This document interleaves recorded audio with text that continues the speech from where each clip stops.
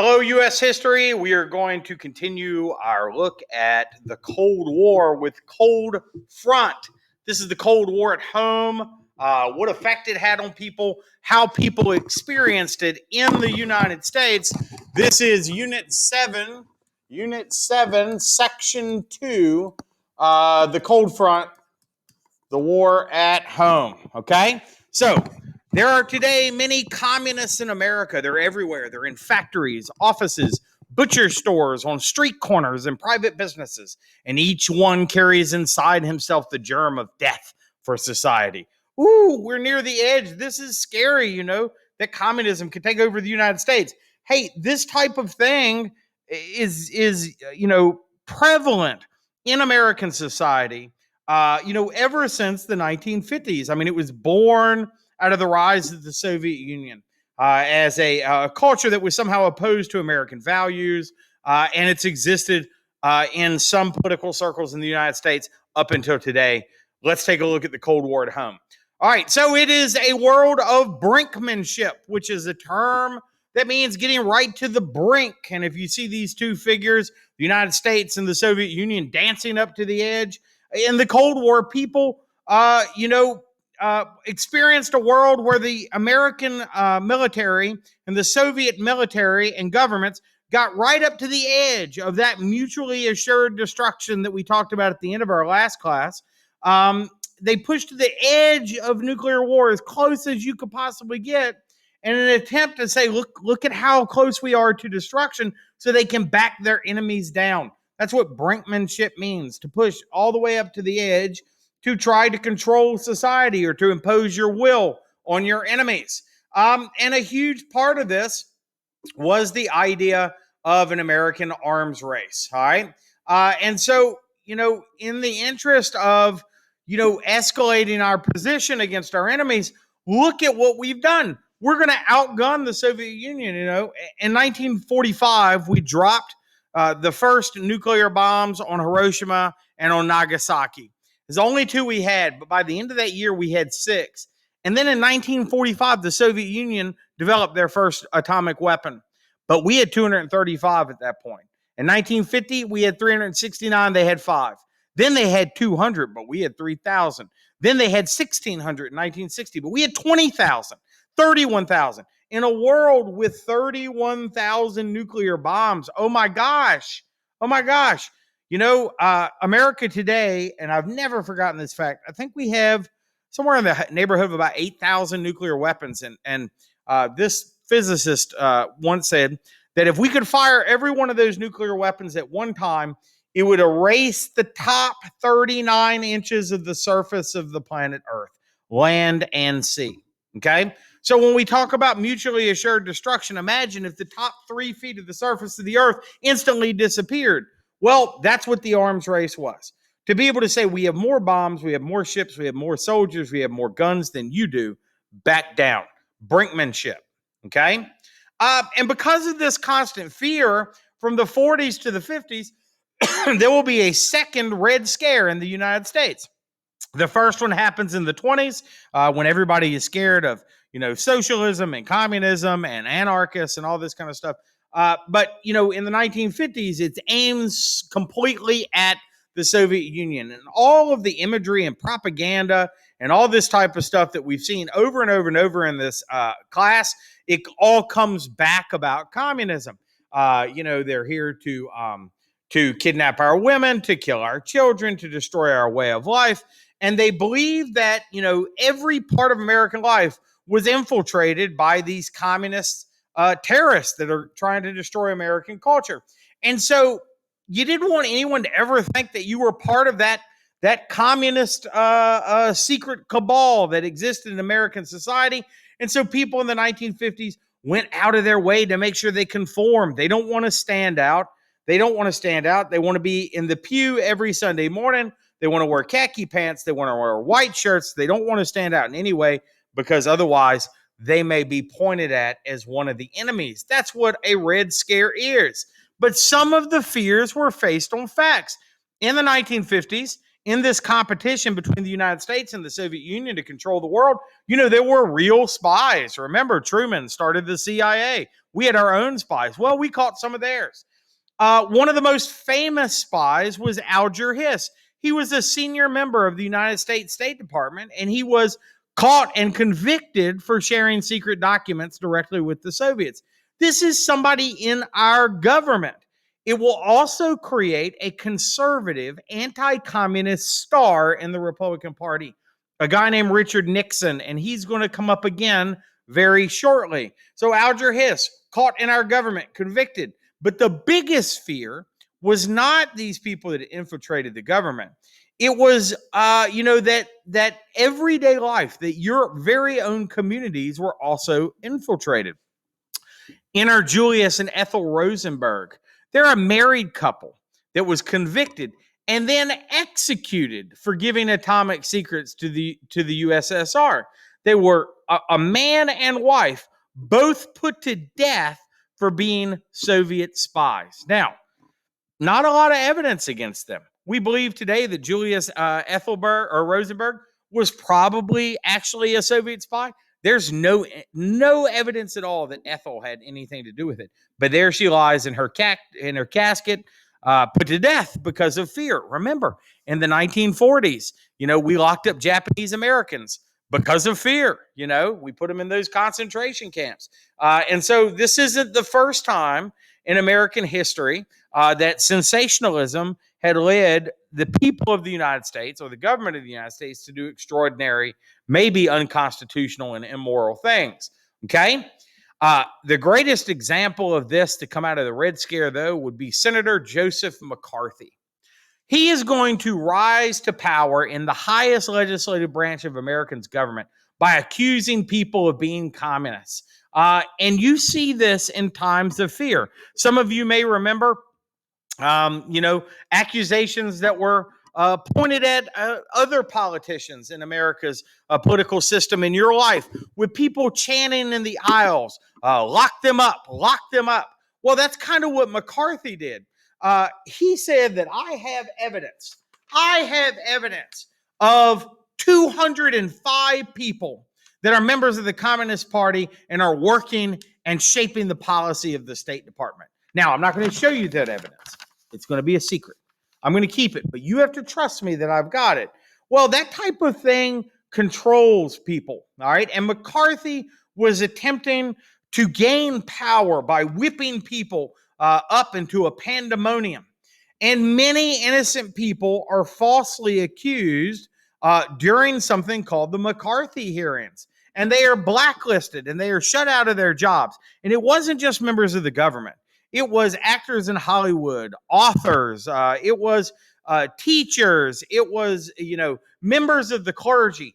There's a file on Martin Luther King Jr. this deep that says that he was a secret communist that was trying to destroy American society. Everybody likes to think back to the 50s as this golden age in America, but there was a lot of this undercurrent, this negative stuff that was going on in our country, and a lot of it was pushed by how afraid people were of change. All right. So what does McCarthyism mean? It means a witch hunt, accusing folks with little or no evidence as an example of McCarthyism. And people in the 1950s strove to blend in, to be thought of as 100% American, always, salute the flag and sing the national anthem, to always blend in, American flag t-shirts and stuff. That type of patriotism takes off in the 1950s because people think that there are symbols of you being an American that are essential to people understanding that you love the country that you live in. Because if somehow they don't think that, well, you might be a communist spy. All right? What we are looking at is a period, again, like the 1920s, of conservative conformity. Eisenhower would be the first Republican president in over 20 years. And Americans in this time period wanted stability and safety after decades of feeling threatened. Hey, you know what? That's a lot like the 20s with, all of the economic problems that existed and World War I and all of the social upheaval of the progressive era. So Eisenhower comes in, really good president. He's pro-business. But in America, we have all of these religious revivals. There are these upticks in public displays of overt patriotic behavior.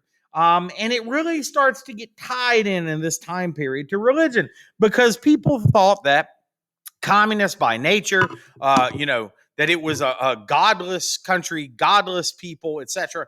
And so things like adding one nation under God into the Pledge of Allegiance would somehow prevent the communists from participating in these things so that we could sniff out who the spies were in our environment. Okay. You still see a little of this in American society today. Some of these beliefs that somehow, religion and people's religious practice is directly tied into their American identity. Okay. You also, in this time period, are going to get something called the baby boom. One of the most profoundly shaping things that happens after World War II here in the United States. Returning veterans, who you have to remember, before World War II, there was the Great Depression. And so, people weren't choosing to have a lot of children. And then before that was, World War I, people were having a lot of children at that time period. Well, now we're going back 30 years. And so these veterans come in. The economy's great because American production had recovered us from the Great Depression period. People come back, they use the GI Bill to buy a house, and they start having babies. All right. A population explosion is going to take place.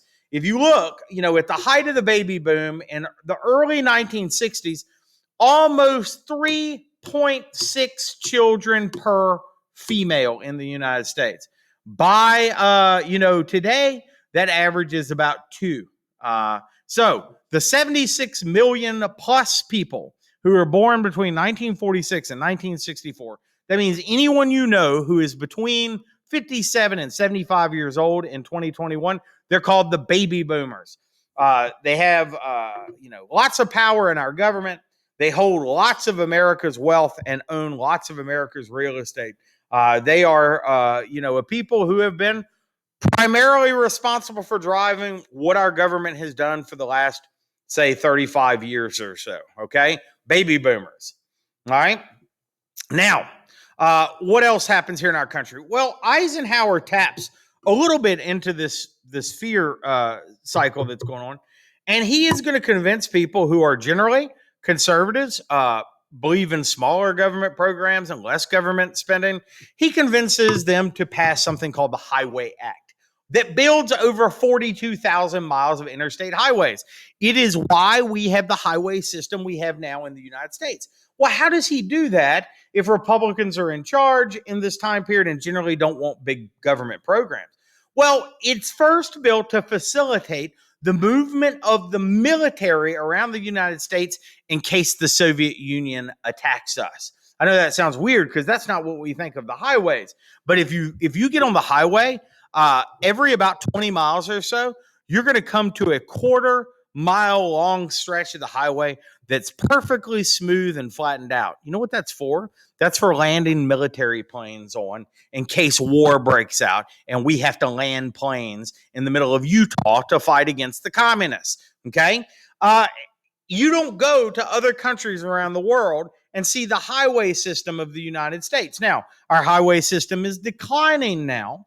All right. But there is a program up right now for us to reinvest in infrastructure, including repairing our highway system, which is an important part about being American, our ability to travel, our ability to get around our country.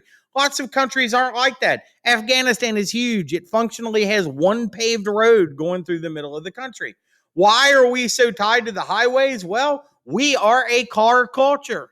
By the end of the 1950s, almost every house in America had a car. Some of you have 2 or 4 or whatever. It changes the way that Americans live. Now people move out of the cities and they live in the suburbs. They're commuters. They ride to Powhatan or to Richmond to work. All aspects of life in the United States are shaped by cars. I mean, seriously. Our ability to drive to towns, to drive to cities to shop, our ability to drive into work, to carry our children, drive-in food, drive-in theaters, drive-in.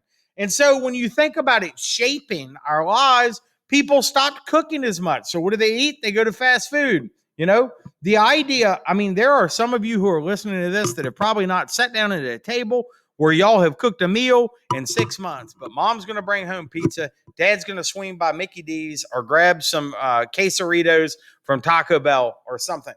People stopped staying at home all the time. The idea of a new leisure time, if it wasn't, socially prohibitive, how many of you would go bowling or go to the movies or take summer vacations or go to the beach? Well, all of that comes around for the first time in American history because of car culture. All right. It wouldn't exist if it wasn't for our highways.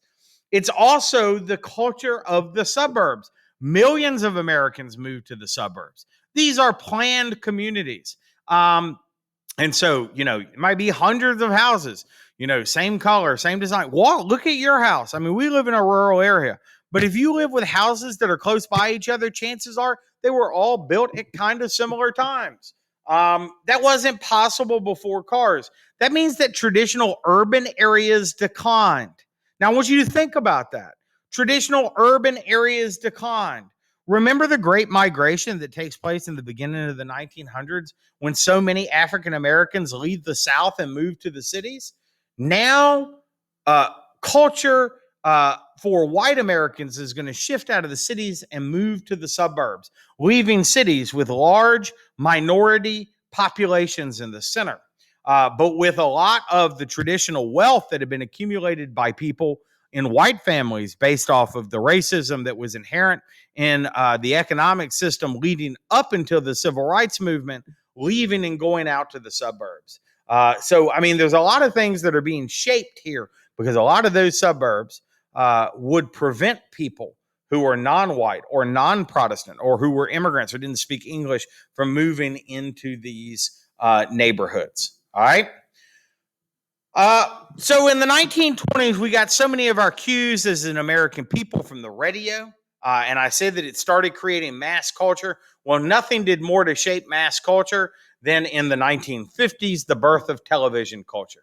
Americans all buy TVs. There is one TV for every 3 Americans by 1960. Now, some of you live in houses where you may have 3 TVs or 4 TVs. Those TV shows and the ads that ran on them tell people how they should dress, how they should act, what they should eat, how their family should look, even what dreams they should have about their future.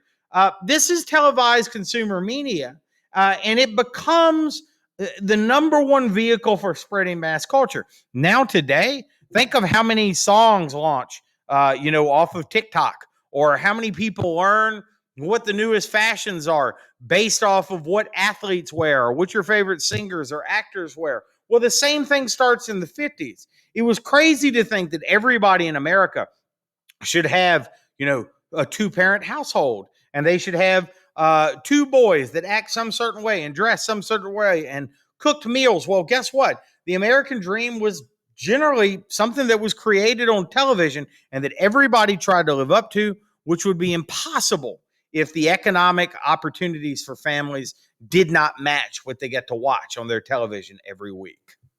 All right. And there starts to be, in that reality, the rise of a counterculture. People who detested the pressure to conform, who did not have those conservative values, who hated the social need to fit in. They hated the way that people were constantly trying to buy their way into fitting into whatever an American was supposed to be. That's consumerism. All right. The values that conservative America were pushing on them about going to church and dressing some certain way, acting some certain way, cutting their hair some certain way. They said no. They didn't want to wear the same shoes as everybody else or act the same way as everybody else. And they would not only be people these gangs in this thing, or these young teens that are hanging out in this skating ring, or even, dare I say, Hispanic, white, and Black Americans and Asian Americans hanging out in urban cultures, not worried about the segregation and prejudice of the generation that had come before them, but they would also be the rise of stars in the counterculture. There were a group of people called the Beatniks. The Beatniks were writers. Think of J.D. Salinger, who wrote Catcher in the Rye, or Allen Ginsberg. There are going to be actors like James Dean, who starred in Rebel Without a Cause. The idea of someone who just rejects society, and he also would give the counterculture somebody to look up to model themselves after. You might think of Elvis Presley as Grandpa Rock, and maybe he is at this point. But guess what? When he got on TV in a culture that said that everybody should think and act and look and talk the exact same, and he started banging his guitar, playing new rock music, and swiveling his hips in a suggestive manner, man, it shook American culture to its core. This is rebellion against mass culture in reading, in art, in writing, and in music. All right. You all do it the same when your parents don't understand, why you're so into Juice WRLD, or, why you wear 15 gold chains, or why heavy metal is what captures you, right? It is a rebellion. It is counterculture, and it is not new. But what everyone was really rebelling against, whether it's the guy with the buzz cut, wearing his Sunday suit, or the guy in a leather jacket riding a motorcycle, they're rebelling against the endless fear, because everybody was trying to control everybody in this time period. They are born into a world of bomb shelters in people's backyards. There is an arms race going on where tens of thousands of nuclear weapons are going around the world. In school, children are being put into duck and cover drills to tell them to expect one day the sky to light up when the bomb finally falls from the communist threat of the Soviet Union. The constant pressure had to be overwhelming, the endless anxiety. And you know what? It doesn't get better, it always gets worse. In 1957, the conflict was not only on land and at sea, but it becomes in space. The Soviets will launch the first satellite into orbit. That's a picture of it. It's called Sputnik. For all intents and purposes, it was the size of a basketball and it beeped. But its launch signaled that the fight against communism had now left the Earth, and that we had a whole new era, an area of science and of the galaxy that we would have to compete against, so that we didn't have Soviet dominance. Look at the cartoon pamphlet that's right here. Is this tomorrow? And there is the hand of the Soviet dictator coming in to crush the church. The Soviet Union, the great bear, coming in to take over the world. But he's coming now from space. Immediately, Eisenhower will approve funding for a government agency called NASA, the National Aeronautic and Space Agency.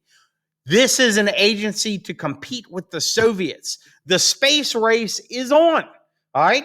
It wasn't done for just scientific endeavors. It was done because we didn't want the Soviets to do it first. The 1950s was an age of tension, anxiety, and fear. A very prosperous society. And guess what? After World War II, people were doing well. That prosperous society hid the fear of MAD, mutually assured destruction, and a lot of difficult social issues that existed in all parts of American society. Culture versus counterculture, and the issues that would come to a head regarding segregation and race in the United States. This is the 1950s. Thank you so much for your attention and our walk through the Cold War here in the United States. We will now apply our last couple of sets of notes to be able to go through an assignment and look at the major ideas and themes about the beginning of the Cold War. See you at my next class.